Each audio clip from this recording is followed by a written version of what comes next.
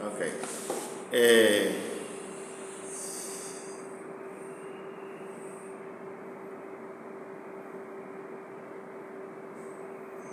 Ahora bien, la carta, esta primera carta de Pedro, va dirigida precisamente a estos cristianos que viven en esta zona geográfica que le he mencionado, el Ponto, Galacia, Capadocia. Pertenece actualmente a Turquía y él escribe a los escogidos de Dios. Déjenme leerlo rapidito aquí. Dice: a los expatriados de la dispersión en el Ponto, Galacia, Capadocia, Asia y Bitinia. Amén. Ok. Ahora, el trasfondo de esta carta tiene que ver mucho con el sufrimiento que estaban viviendo estos cristianos en esta zona geográfica. Cristianos que estaban sufriendo cárcel, confiscación de propiedades, muerte violenta. Y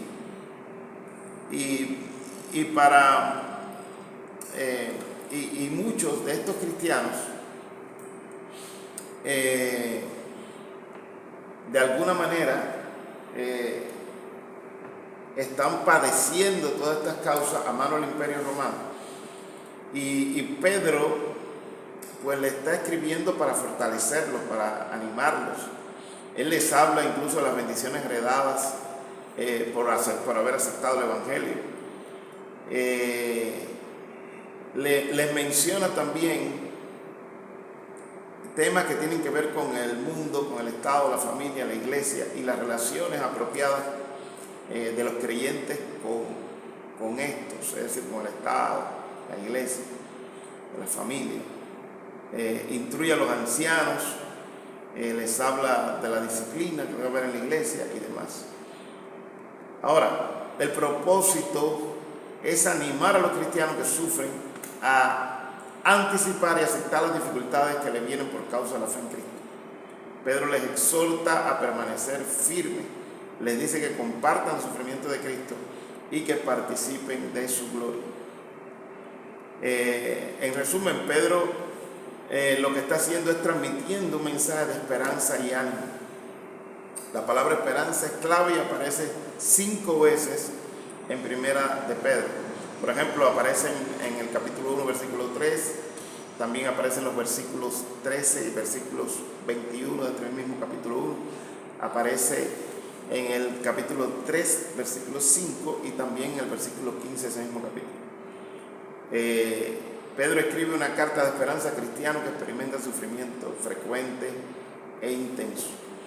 Bueno, esta es una carta para todo aquel que está padeciendo, que está sufriendo, está padeciendo persecución, que está sufriendo de alguna manera. ¿Amén? Esta carta es dirigida para estas personas. Ahora,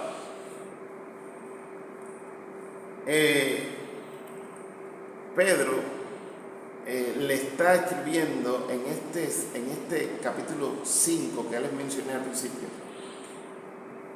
Él dice, lo vuelvo a leer: ruego a los ancianos que están entre vosotros, yo anciano también con ellos, y testigo de los padecimientos de Cristo, que soy participante de la gloria que será revelada. Ahora, la palabra anciano, lo hemos dicho muchas veces, es la palabra presbúteros. Esa palabra significa un anciano, significa líder de la comunidad. La palabra en el sentido técnico se refiere a oficiales de una iglesia cristiana. Mire qué cosa tan importante entender esto, porque no se está refiriendo a personas mayores de edad simplemente, se está refiriendo a personas que ocupan un liderazgo dentro de la iglesia, en estos lugares donde él ha planeado que debe llegar esa carta, ¿verdad? a estos lugares donde Dios quiere que lleguen estas cartas. O sea, el término anciano sugiere dignidad, es un líder espiritual. Recordar que en aquel tiempo las iglesias eran pastoreadas por un equipo de ancianos, no eran pastoreadas por una sola persona. Pero eran líderes espirituales, eran horcones espirituales, columnas, amén, de la iglesia.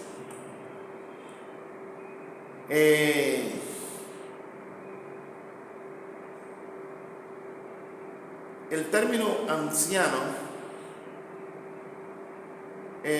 dice un comentarista, le voy a leer lo que dice. En griego, la palabra ancianos aparece sin el artículo determinado para enfatizar la función de este oficio. La palabra anciano se refiere no tanto a la edad como a la tarea de la persona que tiene un cargo en la dirección de la iglesia. Siguiendo el ejemplo de los ancianos de Israel que gobernaban las sinagogas, los ancianos de la iglesia primitiva brindaban dirección a las congregaciones locales. Aleluya, tal como enseña la Biblia en Hechos 21:18.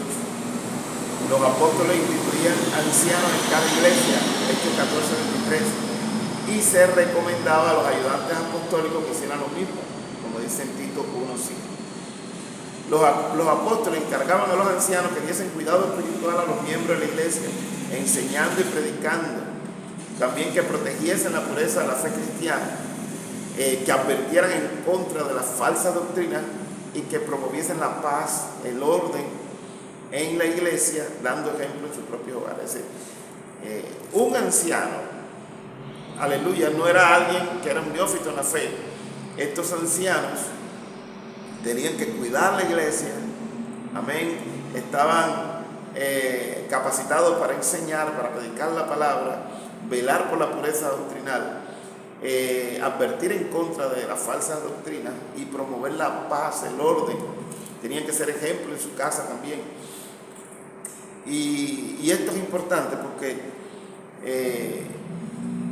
en la Biblia también hay ejemplos de líderes prominentes dentro de la iglesia que, lejos de favorecer la paz y lejos de traer orden dentro de la iglesia, crearon problemas.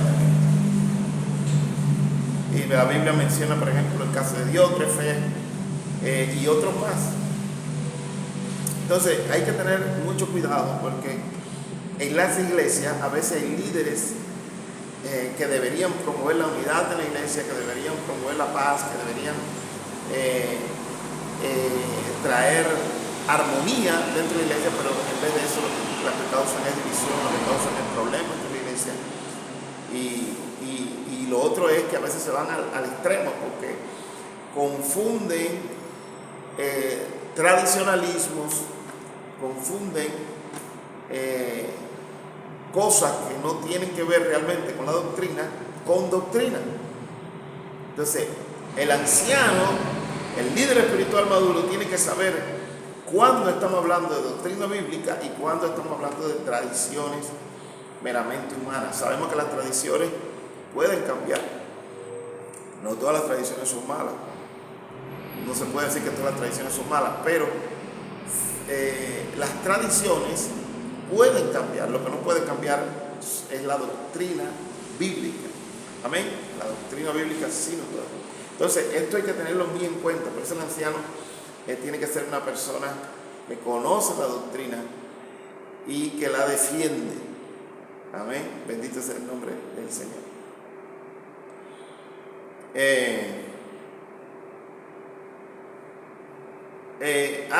Un comentarista llamado William McDonald, él también dice: los ancianos son hombres maduros de carácter cristiano que han sido capacitados por el Espíritu Santo para proveer liderazgo espiritual a la asamblea. El Nuevo Testamento presupone una pluralidad de ancianos, es decir, no era un solo anciano, había un equipo de ancianos. No un anciano sobre una iglesia o sobre un grupo de iglesias, sino dos o más ancianos en una asamblea. Filemón 1:1 lo menciona. Ahora, para los requisitos de los ancianos, 1 Timoteo 3:1 al 7 y Tito 1 del 6 al 9. Bendito sea el nombre del Señor. Voy a buscar Tito 1:6. Un momentico.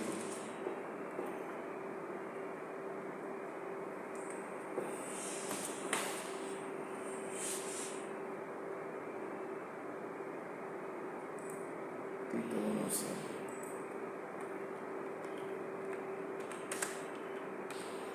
Miren lo que dice Tito 1:6.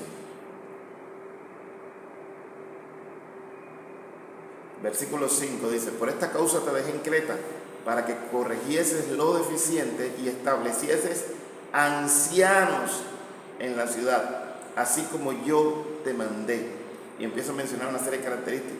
Dice: el que fuera irreprensible, marido de una sola mujer, que tenga hijos creyentes, que no estén acusados de disolución ni de rebeldía, porque es necesario que el obispo sea irreprensible como administrador de Dios, no soberbio, no iracundo, no dado al vino, no pendenciero, no codicioso de ganancias deshonestas, sino hospedador, amante de lo bueno, sobrio, justo, santo, dueño de sí mismo, retenedor de la palabra, fiel tal como ha sido enseñada, para que también pueda exhortar con sana enseñanza y convencer a los que contradicen, porque hay muchos contumaces, habladores de vanidades y engañadores, mayormente los de la circuncisión, a los cuales es preciso tapar la boca, que trastornan casas enteras, enseñando por ganancia deshonesta lo que no conviene. Si bien es cierto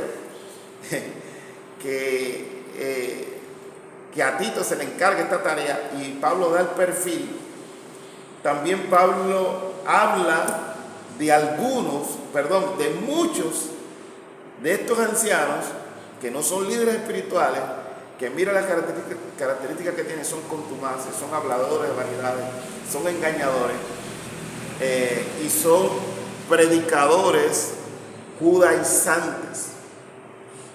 Los llama también mayormente los de la circuncisión. Entonces, esto es importante. Dios te bendiga.